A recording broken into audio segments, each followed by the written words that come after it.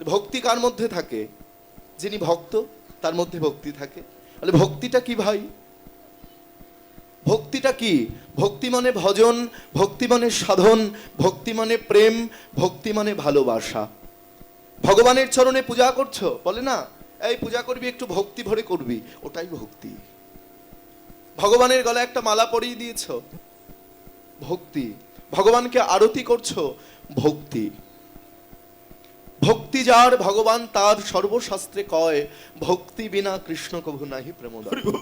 যে কাজটা করবে ভক্তি দিয়ে না করলে কোনোদিন সফল হবে না। তাই ভক্তি দিয়ে না ডাকলে ভগবানের আসন কোনোদিন টলানো যাবে না। তা ভক্তি কোথায় থাকে? ভক্তি তো মুদিখানার দোকানে কিনতে পাওয়া যায় না। তাহলে ভক্তি থাকে কোথায়? ভক্তি থাকে তোমাদের কাছে। তোমরা হচ্ছ সেই ভক্ত। তবে ভক্ত হতে হবে। ভক্ত হওয়াটা মুখের কথা নয়, মুখে বললাম আর ভক্ত হয়ে গেলাম তা নয় বাবা। একটা 8 বছরের ছেলে রাস্তা দিয়ে হরিনাম করতে করতে যাচ্ছে, সকালবেলা গঙ্গায় স্নান করতে যাচ্ছে। আর 80 বছরের একটা দাদু রাস্তার পাশে বসে তাস খেলছে। তা ছেলেটি যখন হরিনামের মালা হাতে নিয়ে যাচ্ছে রাস্তা দিয়ে, আর ওই 80 বছরের দাদু তাস খেলতে খেলতে ছেলেটিকে ডেকে বলছে, খোকা খোকা। দাদু আমায় ডাকছো? হ্যাঁ রে বাবা, এদিকে শুনে যা। বলো দাদু। যেই ছেলেটি ওই দাদুর কাছে এসে দাঁড়িয়েছে, বলে এই তোর বয়স কত রে? দাদু আমার বয়স মাত্র 8 বছর। বলে তোর 8 বছর বয়স, আর তুই এই বয়সেই এত সকাল সকাল নেমে পড়লি? দাদু আমার রাস্তাটা তো অনেক দূর, আমাকে অনেক দূর যেতে হবে, তাই আমি আর দেরি না করে সকাল সকাল এই পথে নেমে পড়লাম। তুলবি যদি ছানা মাখন সকাল সকাল তোল, বৃদ্ধ বয়সে ভজনে বাধায় গন্ডগোল। সাধু সঙ্গ সর্বশাস্ত্রে কয়, লবমাত্র সাধু সঙ্গে কৃষ্ণ ভক্তি প্রেম হয়।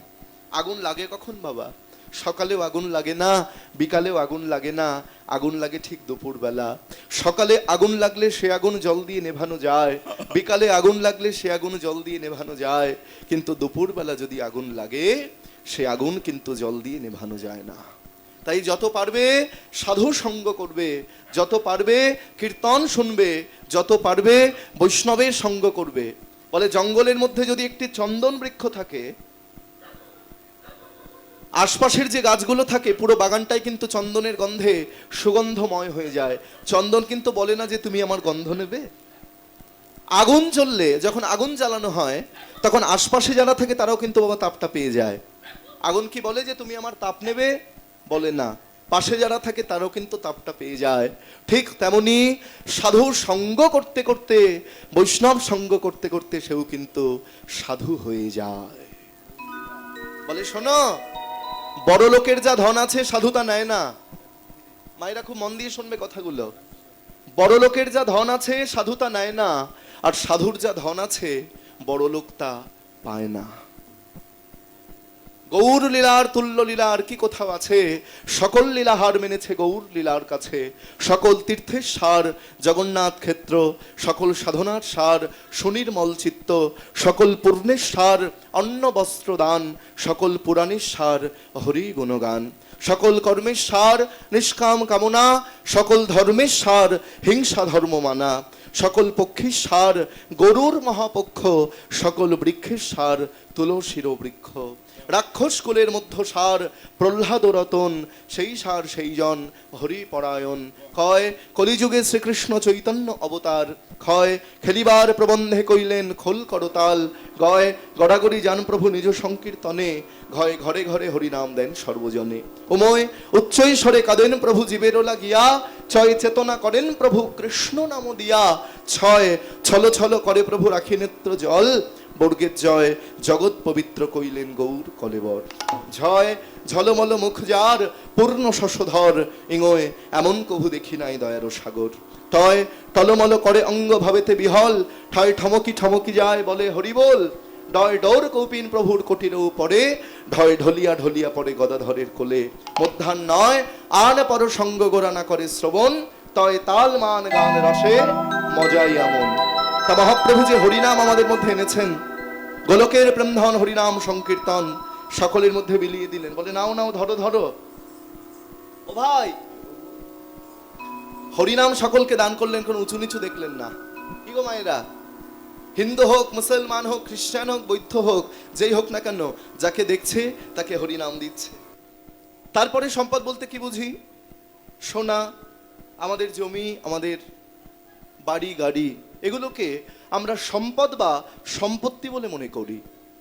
কিন্তু বাবা, যেটাকে আমরা সম্পদ বলে মনে করছি বা সম্পদ বলে মেনে নিচ্ছি, সেটা কি সত্যি আমাদের আসল সম্পদ?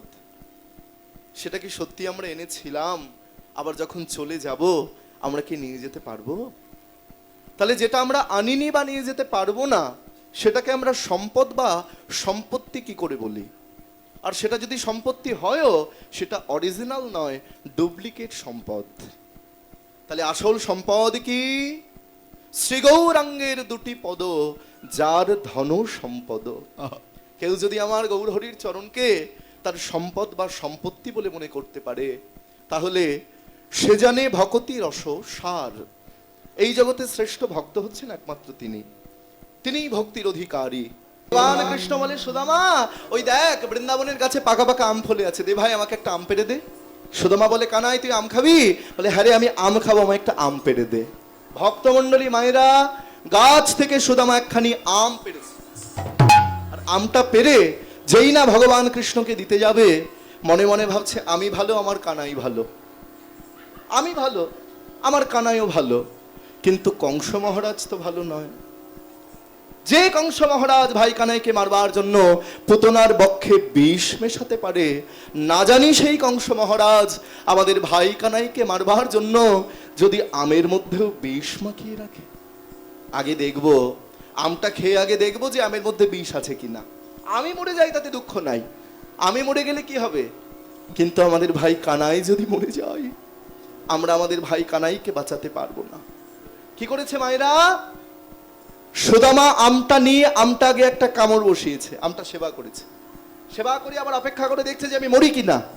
কিছুক্ষণ খাবার পরে যখন দেখলো না, আমি তো মরলাম না, আমের মধ্যে বিষ নাই, তারপরে সেই সুদামার লালামা খানো ফল, এঠো ফল ভগবান গোবিন্দের বদনে দিচ্ছে। তুমি পারবে তোমার এঠো জিনিস ভগবানকে দিতে? পারবে না। তাহলে কেমন প্রেম, কেমন ভালোবাসা, যে কতটা প্রেম থাকলে, কতটা ভালোবাসা থাকলে তবে এই এঠো জিনিসটা ভগবানের বদনে দেওয়া যায়। ভগবান কৃষ্ণ আম সেবা করলো, সেবা করে সুদামাকে কাঁধে নিয়ে এবার চলে যাচ্ছে। কিন্তু এত দ্রুত যাচ্ছে বাবা, সুদামার গোবিন্দের কাছে বসে থাকতে পারছে। বলে, কানা একটু ধীরে ধীরে চল ভাই, আমি যে তোর পিঠে কাঁধে বসে থাকতে পারছি না, আমি যে পড়ে যাব, তুই একটু ধীরে ধীরে চল। গোবিন্দ বলে, হ্যাঁ রে সুদামা, তুই আমার কাঁধে চেপে আছিস, তবু তোর পড়বার ভয়। শোন, তুই আমাকে ধরে আছিস, তবু তোর পড়বার ভয়। এই জগতে যে আমাকে ধরে, তার তবু পড়বার ভয় থাকে। মায়েরা মন দিয়ে শুনে নাও, কি বলছেন শুনে নাও। কৃষ্ণ বলছেন, এই জগতে যে আমাকে ধরে, তার তবু পড়বার ভয় থাকে, কিন্তু আমি যাকে ধরি তাকে কোনোদিন পড়তে দিই না। তাই সুদামা ভালো করে চেয়ে দেখ, শুধু তুই আমাকে ধরে নেই, আমিও তোকে ধরে রয়েছি। সুদামা, তোর একটি চরণ কেন আমার বক্ষে দিয়েছিস, তোর আরেকটি চরণ আমার বক্ষে দে। এই বলে পেছনের দিকে যে চরণটি ছিল, এইভাবে ঘুরিয়ে এনে ভগবান কৃষ্ণ সুদামার যুগল চরণ সেবা করছেন। এই সুদামা কৃষ্ণকে এত ভালোবাসে কেন তোমাদের বলে দিচ্ছি, শুনে নাও। এই সুদামা কে ছিল মায়েরা? সুদামা পূর্বজন্মে ছিলেন রাজা ভরত। কৌশল্যার ছেলে রাম আর কৈকেয়ীর ছেলে ভরত। রাজা দশরথের দুজন স্ত্রীকে আমরা খুব ভালো মতন চিনি বাবা। একজন হচ্ছেন কৌশল্যা, আর একজন হচ্ছেন কৈকেয়ী, চিনি না? আমরা সবাই বলি যে মা কৈকেয়ী এত খারাপ মানুষ ছিলেন যে মা কৈকেয়ীর জন্য ভগবান রামচন্দ্র বনবাসে গিয়েছেন। তোমাদের পায়ে ধরে বলে যাচ্ছি, মা কৈকেয়ী কিন্তু খারাপ ছিলেন না, মা কৈকেয়ীকে খারাপ বানানো হয়েছে। দশরথের যতগুলো স্ত্রী ছিল মায়েরা, তার মধ্যে মা কৈকেয়ী ছিলেন স্বামী সেবার দিক থেকে শ্রেষ্ঠ। তার মতো পতি সেবা, স্বামী সেবা আর কিন্তু কেউ করতে পারেনি। শুনে নাও, একবার একটি অসুরের সঙ্গে যুদ্ধ করে রাজা দশরথের সমস্ত দেহ ক্ষত বিক্ষত হয়ে গিয়েছিল। দশরথ একদম মরণাপন্ন হয়ে গিয়েছিল। তখন কবিরাজ বলেছিলেন 5 মিনিট অন্তর ওষুধ দিতে হবে, না হলে রাজা দশরথ কিন্তু প্রাণে বাঁচবে না। কে পারবে এই কঠিন কাজ করতে? কেউ রাজি হলো না। মা কইকেয়ী বলছেন আমি পারবো, আমার কর্তব্য আমার স্বামীকে সেবা করা। 5 মিনিট অন্তর ওষুধ দিয়ে মা কইকেয়ী রাজা দশরথকে প্রাণে বাঁচিয়েছিল। তখন রাজা দশরথ বলল, কইকেয়ী তুমি আমাকে প্রাণে বাঁচিয়েছো, তা তুমি আমার কাছে কিছু চাও? তুমি যা চাইবে আমি তোমায় তাই দেব। বলে, স্বামী আমার কর্তব্য আপনাকে প্রাণে বাঁচানো, আমি আপনাকে প্রাণে বাঁচিয়েছি, এর জন্য আমার কোনোদিন কিছু চাওয়ার ছিল না, আর চাওয়ার নেই। যদি কিছু দিতেই হয়, আমার যদি কখনো কিছু দরকার পড়ে, আমি আপনার কাছ থেকে চেয়ে নেব। সেটা কিন্তু সরল মনে বলেছিল। আর একবার এই আঙুলের মধ্যে একটা ফোড়া হয়েছিল বাবা, কিন্তু কিছুতেই সেই ফোড়াটা সারছিল না, ফেটে যাচ্ছিল না। মনে রেখো, ফোড়াটার নাম হচ্ছে বিষ ফোড়া। কবিরাজ বললেন, ওই ফোড়াটা যদি কেউ মুখের মধ্যে নিয়ে মুখের ওই গরম লালা লাগাতে পারে, তাহলে ফোড়াটা ফেটে যাবে। তবে সাবধান, যে মুখের মধ্যে নেবে, মুখের মধ্যে যদি ফোড়াটা ফেটে যায়, তাহলে সে কিন্তু প্রাণে মারা যাবে। প্রাণের ঝুঁকি নিয়ে মা কইকেয়ী বললেন, আমি পারবো, আমার পতিকে সেবা করতে যদি আমার প্রাণ চলে যায়, যাক, তাতে আমার দুঃখ নাই। এই বলে যে এই মুখের মধ্যে নিল, আর ফোড়াটা ফেটে গেল। এই দুবার প্রাণে বাঁচালো। তখনও দশরথ বলল, কইকেয়ী তুমি আরো একবার আমাকে প্রাণে বাঁচালে, এইবার তুমি আমার কাছে চাও। বলে, স্বামী আমার কর্তব্য আপনাকে সেবা করা, এর জন্য আপনার কাছে আমি কিচ্ছু চাই না। আড়াল থেকে কথা দুটো শুনেছিল কে মায়েরা? মন্থরা। যখন ভগবান রামচন্দ্রের রাজ্য অভিষেক হবে, ঠিক তার আগের দিন, যেদিন রাম রাজা হবে তার আগের দিন, সবাই আনন্দ করছে। অযোধ্যা নগরে সবাই রামচন্দ্রের জয়ধ্বনি করছেন, সবাই আনন্দ করছে, ভগবান রামচন্দ্র রাজা হবে। আর এদিকে মন্থরা এসে বলে, কইকেয়ী তোমার এত আনন্দ কেন? বলে, কালকে আমার ছেলে রাম রাজা হবে, আমি আনন্দ করব না? বলে, রাম তো তোমার ছেলে নয়, তোমার সৎ ছেলে, তোমার ছেলে তো ভরত। শোনো, কালকে যখন রাম রাজা হবে, তোমাকে ঘাড় ধাক্কা দিয়ে রাজসভা থেকে বের করে দেবে। হ্যাঁ, এটা তো আমি ভেবে দেখিনি। বলে, এখনো সময় আছে কইকেয়ী, এখনো সময় আছে। তুমি দুবার রাজা দশরথকে প্রাণে বাঁচিয়েছ, এখনো বর, তোমার দুটো বর পাওনা বাকি ছিল, এখন সুযোগ আছে, চেয়ে নাও। কি করে চাইবো? সবাই আনন্দ করছে, তুমি ঘর অন্ধকার করে কাঁদতে শুরু করো।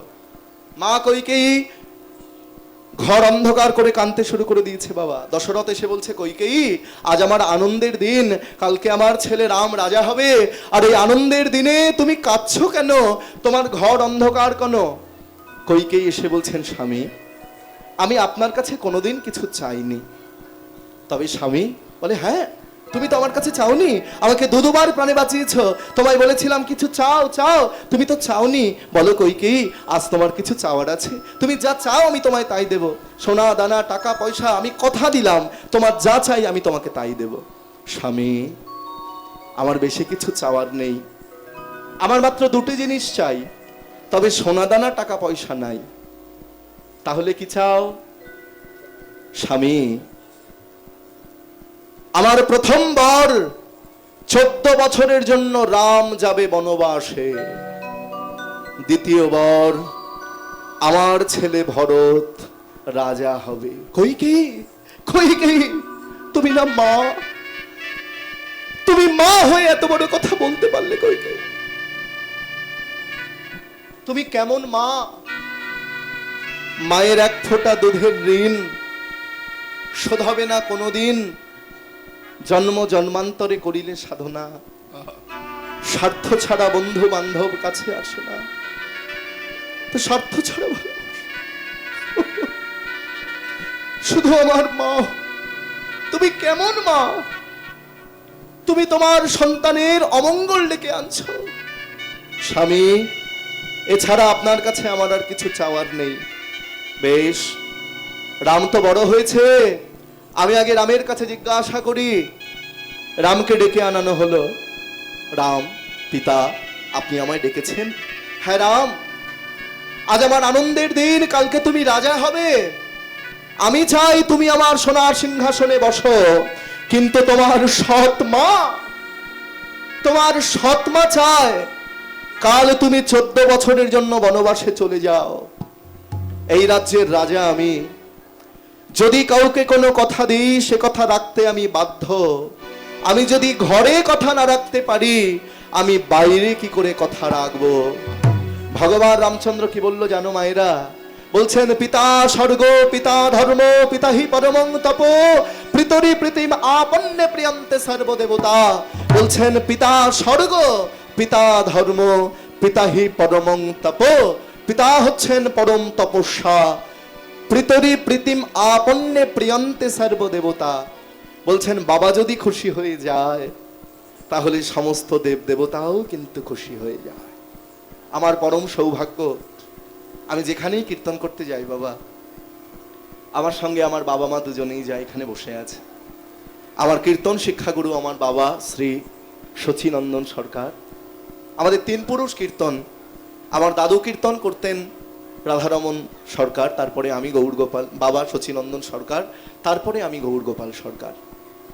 আমার মনে আছে ভোর যখন 3টে বাজে, সেই 3টের সময় আমার বাবা আমাকে ডেকে তুলত। এখন ইউটিউবে যাদের আমরা কীর্তন শুনতে পাই, আসরে দাঁড়িয়ে লেকচার মেরে চলে যায়, তোমরা ইউটিউবে দেখতে পাও, কীর্তনের কিচ্ছু করে না।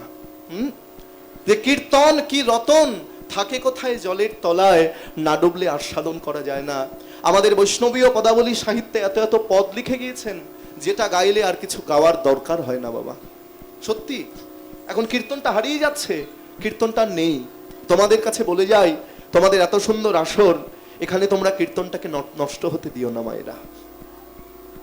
তোমাদের আশীর্বাদে কলকাতা রবীন্দ্র ভারতী বিশ্ববিদ্যালয়ে আমি কীর্তন নিয়ে পড়াশোনা করেছি, সেখানে আমি কীর্তনে মাস্টার্স করেছি, ভোকাল মিউজিকে অনার্স নিয়ে গ্রাজুয়েশন করেছি, তারপরে কীর্তনে MA করেছি, মাস্টার্স করেছি, এবং তোমাদের আশীর্বাদে রবীন্দ্র ভারতী ইউনিভার্সিটির মধ্যে কীর্তন ডিপার্টমেন্টে কীর্তনে আমি ফার্স্ট হয়েছি। রাজ্যপাল আমাকে পুরস্কৃত করেছে। এটা আমার অহংকার নয়, এটা তোমাদের মতো ভক্তদের আশীর্বাদ। এই তো কিছুদিন আগে আমি লন্ডনে গিয়েছিলাম কীর্তন করতে। কি বলবো তোমাদের কাছে, তোমাদের এখানে গত বছর কীর্তন করে গেলাম, তারপরে ভিসা হয়ে লন্ডন চলে গিয়েছিলাম, সেখানে 1.5 মাস ছিলাম। কলকাতা থেকে 14 ঘন্টা প্লেনে করে গিয়েছিলাম লন্ডন। তা সেখানে গিয়ে দেখে এসেছি বাবা, যে কীর্তনের প্রতি তাদের কত অনুরাগ। যারা বাংলায় কথা বলতে পারে না, যারা ইংরেজিতে কথা বলে, তবুও তারা এই বাংলার প্রাচীন সম্পদ কীর্তনকে কিন্তু ভালোবাসে।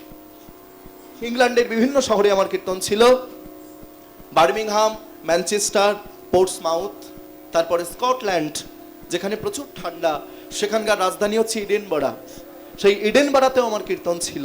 তা কি বলবো মায়েরা, আমি এত আনন্দ পেয়েছি। তারা বাংলা বোঝে না, কিন্তু কীর্তনে দুহাত তুলে হরিনাম করছে। কিন্তু আমার আনন্দটা সেখানেই, যারা বাংলায় কথা বলতে পারে না, যে ইংরেজরা একটা সময় আমাদের ভারতবর্ষকে শাসন করেছে, যাদের কৃত দাস হয়ে আমরা ছিলাম, আজকে তাদের দেশের মাটিতে গিয়ে, ইংল্যান্ডের মাটিতে গিয়ে, স্কটল্যান্ডের মাটিতে গিয়ে, লন্ডনের মাটিতে গিয়ে আমি বাংলার নিতাই গৌরের নাম প্রচার করে এসেছি।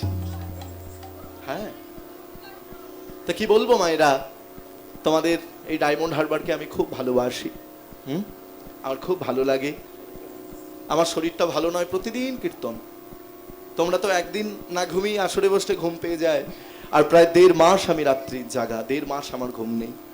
তোমরা আশীর্বাদ করো, তোমাদের ঘরের ছেলে আমি যেন সুস্থ থাকতে পারি, এবং যতদিন আমি এই পৃথিবীতে বেঁচে থাকবো ততদিন আমি যেন এই কৃষ্ণ নাম ভুলে না যাই। এই যে কীর্তন তোমরা শুনতে এসেছো, বিশ্বকবি রবীন্দ্রনাথ ঠাকুর, তোমরা জানো কিনা আমি জানি না, তিনি কিন্তু জাতীয় সঙ্গীতের মধ্যে আমাদের কীর্তনের সুরকে ব্যবহার করেছে বাবা।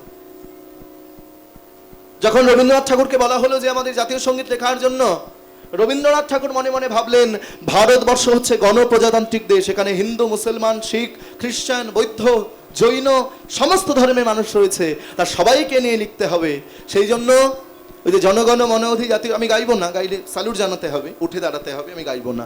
আমি শেষেরটুকু বলে দিচ্ছি, যেটা আমরা শেষে গাই, বাজাও।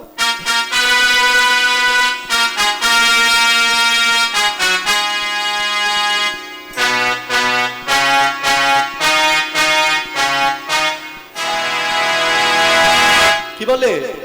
জয় হে জয় হে জয় হে জয় জয় জয় জয় হে। এটা কোথা থেকে নেওয়া? যে কীর্তনিয়া কীর্তন করতে আসবে তোমাদের এই আসরে, সে এসে বলবে হরি বল হরি বল হরি বল হরি হরি হরি হরি বল। কীর্তনের সুর ভাবতে পারছো? সাহিত্য, উপন্যাস, গীতাঞ্জলি মহাকাব্য লিখেছেন, তার সঙ্গে তিনি গীতবিতান লিখে গিয়েছেন। সখী ভাবনা কাহারে বলে, সখী যাতনা কাহারে বলে, তোমরা যে বলো দিবস রজনী, ভালোবাসা ভালোবাসা সখী ভালোবাসা কারে কয়, সে কি কেবলি যাতনাময়, সে কি কেবলি দুঃখের, সে কি কেবলি দুঃখের সার। লোকে তবে করে কে সুখের তরে, এমন দুঃখের ভার। সখী ভাবনা কাহারে বলে, সখী যাতনা কাহারে বলে, তোমরা যে বলো দিবস রজনী, ভালোবাসা ভালোবাসা সখী ভালোবাসা কারে কয়, সে কি কেবলি যাতনাময়। আজকে কি হলো? ভগবান রামচন্দ্র বলছেন, পিতা আপনি আদেশ করলে সেই আদেশ আমাকে পালন করতে হবে। তাই ভগবান রামচন্দ্র 14 বছরের জন্য বনবাসে চলে গেল। মায়েরা, আস্তে কথা নয় মায়েরা, 14 বছরের জন্য ভগবান বনবাসে চলে গেল। আর এদিকে কি হলো দেখে নাও, ভরত ছিল মামার বাড়ি। ভরত কিন্তু বাড়িতে ছিল না বাবা, না ভরত যদি বাড়িতে থাকতো তাহলে কিছুতেই কিন্তু রামচন্দ্রকে বনবাসে পাঠাতে দিত না। আর ওই পুত্র শোকে রাম রাম রাম রাম বলতে বলতে দশরথ প্রাণ হারালো।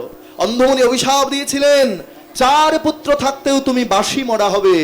তাই রাম লক্ষ্মণ ভরত শত্রুঘ্ন থাকতেও দশরথ বাসি মরা হয়েছিল, জল পায়নি। ভরতকে মামার বাড়ি থেকে আনানো হলো বাবা। ভরত বাড়ি ফিরে দেখছেন সোনার অযোধ্যাপুরী শ্মশানে পরিণত হয়ে গিয়েছে। কারোর মুখে কোনো কথা নাই, সবাই কাঁদছে। কি গো তোমরা কাঁদছো কেন? আমাদের এই অযোধ্যার এই অবস্থা কি করে হলো? সুমন্থ সারথি বলে, ভরত এই অযোধ্যার অবস্থার জন্য দায়ী হচ্ছে একমাত্র তোমার মা। মা মা আমার মা করেছে। ছুটতে ছুটতে গিয়ে বলে, মা তুমি একই করেছো মা, তুমি একই করেছো মা, তুমি আমার ভগবান তুল্য দাদাকে বনবাসে পাঠিয়ে দিয়েছো মা। তবে একটি কথা, পিতামাতা যদি কোনো অন্যায় করে সেই পাপের প্রায়শ্চিত্ত তার সন্তানকে করতে হয়। তুমি করেছো অন্যায়, আর আমি করব সেই পাপের প্রায়শ্চিত্ত। তবে একটি কথা মনে রেখো, আমি তোমায় ক্ষমা করে দিলেও ভারতবর্ষের ইতিহাস তোমায় কোনোদিন ক্ষমা করবে না। ইতিহাস তোমায় কোনোদিন ক্ষমা করবে না।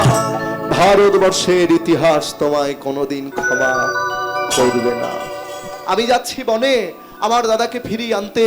এই বলে ভরত রথ নিয়ে যখন বনবাসে বনের মধ্যে গেল, ভগবান রামচন্দ্র বলছেন, ওরে ভরত, ভরত তুই এসেছিস? হ্যাঁ দাদা, তুমি ফিরে চলো, তুমি একটিবার ফিরে চলো।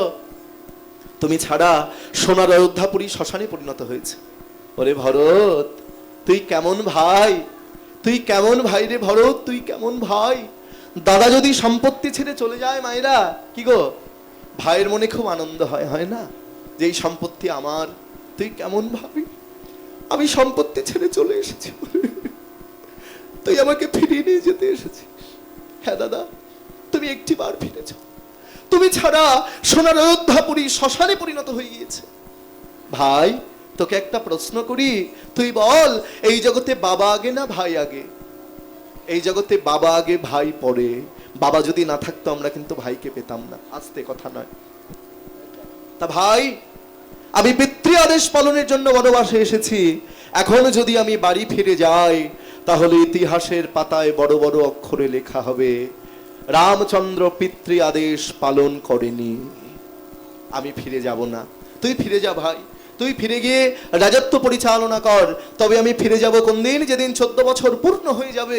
14 বছরের একদিনও আগে নয়, একদিনও পরে নয়। ভরত বলল, দাদা তুমি যদি না যাবে তাহলে এই তোমার জন্য দুটি চরণ পাদুকা এনেছে, এই পাদুকায় তুমি চরণ দাও। ভগবান রামচন্দ্র পাদুকায় চরণ দিলেন, ভরত সেই পাদুকা নিয়ে গেল অযোধ্যায়।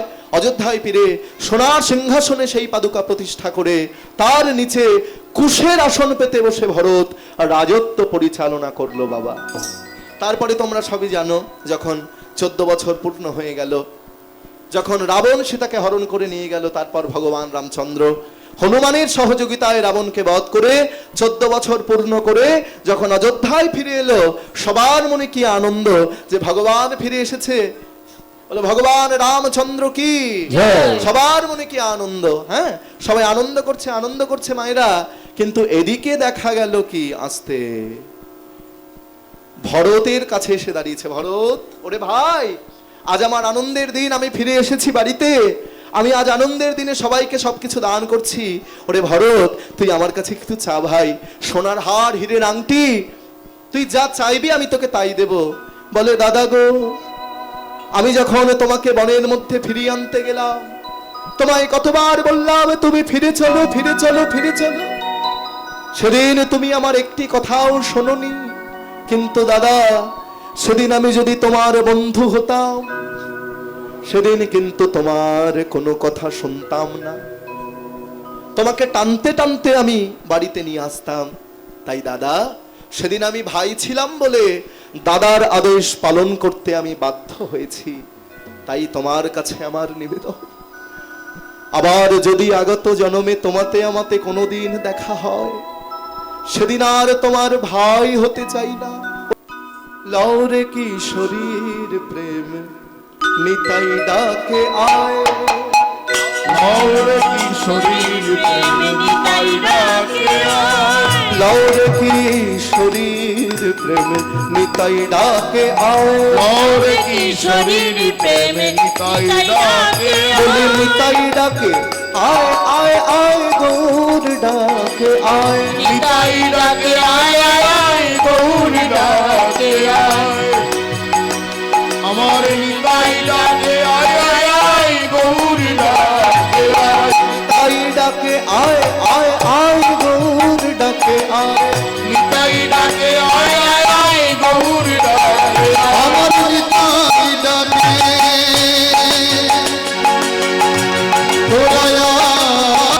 কি করে কাঁধে নিয়েছে দেখে যাও আস্তে, এইভাবে একটি চরণ সামনে, একটি চরণ পেছনে, ঠিক এইভাবে কাঁধে নিয়েছে।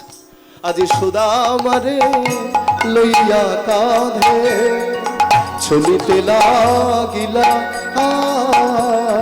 আজ সুদামারে লইয়া কাঁধে চলিতে লাগিলা, আজ পত্র আম্র বৃক্ষ তলে হাসি দাঁড়াইলা, আর পত্র আম্র বৃক্ষ তলে আসি দাঁড়াইলা, একবার দাঁড়ারে দাঁড়ারে দাঁড়ারে দাঁড়ারে, বলি পাকা পাকা আম ফলেছে খানায়, দাঁড়ারে দাঁড়ারে, ওই দেখ পাকা পাকা আম ফলে, আবার এই না মধুর বৃন্দাবনে, ওই দেখ পাকা পাকা আম ফলেছে, বলি এই না মধুর বৃন্দাবনে, ওই দেখ পাকা পাকা আম ফলেছে, বলি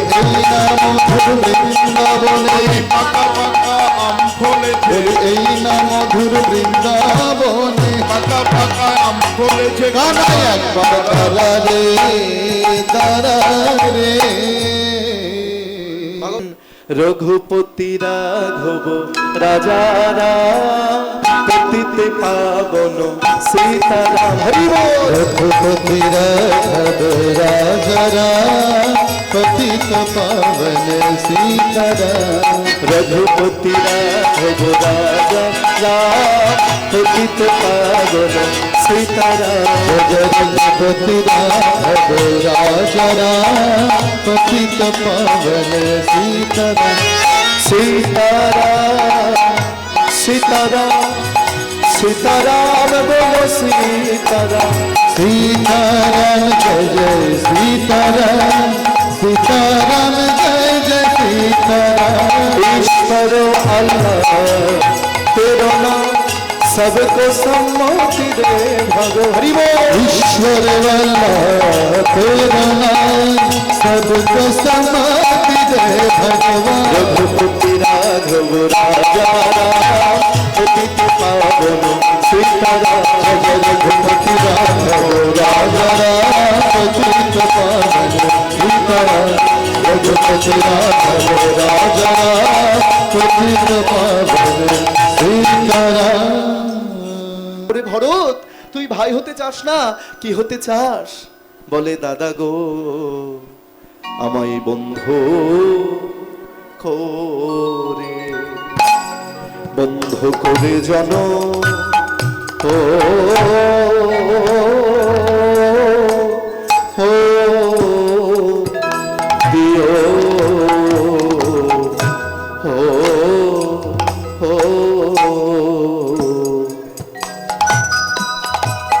আমার বন্ধু করে জন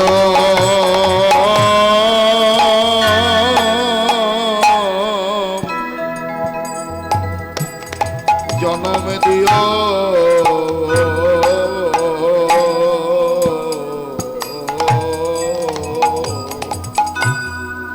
আমায় বন্ধু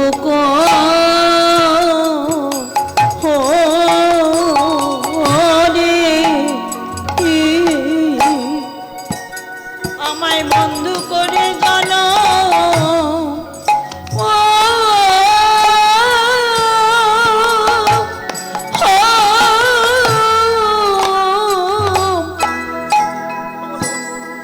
জন্ম দিও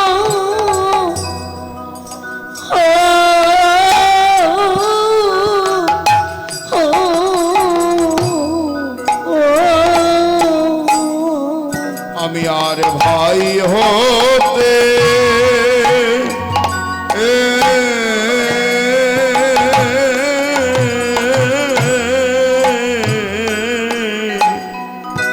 চাই না দাদা, আমায় বন্ধু করে জন্ম দিও আর ভাই হতে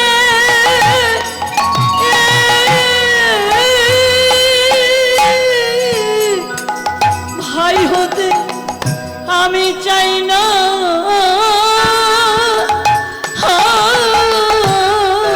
দাদা আমায় বন্ধু বন্ধু বন্ধু করে জানো জন্ম দিও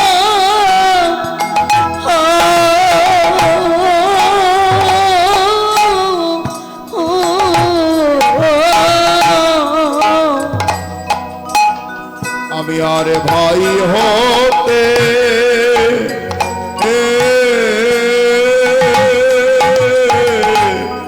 চাই না দাদা, আমি আগে থেকেই জানাই রাখি, আরে ভাই হতে চাই না দাদা। আমি আগে থেকে জানাই রাখি, আরে ভাই হতে চাই না দাদা। আমায় বন্ধু করে জনম দিও, ভাই হতে চাই না দাদা, আমায় বন্ধু করে জনম দিও। আমি আর ভাই হতে চাই না দাদা, বন্ধু করে জনম। আমি আগে থেকেই জানাই রাখি, আমি আর কিছুই চাই না দাদা, আমার এ জনমে নাইবা দিলে বন্ধু করে আমায় এ জনমে নাইবা বন্ধু করে জনম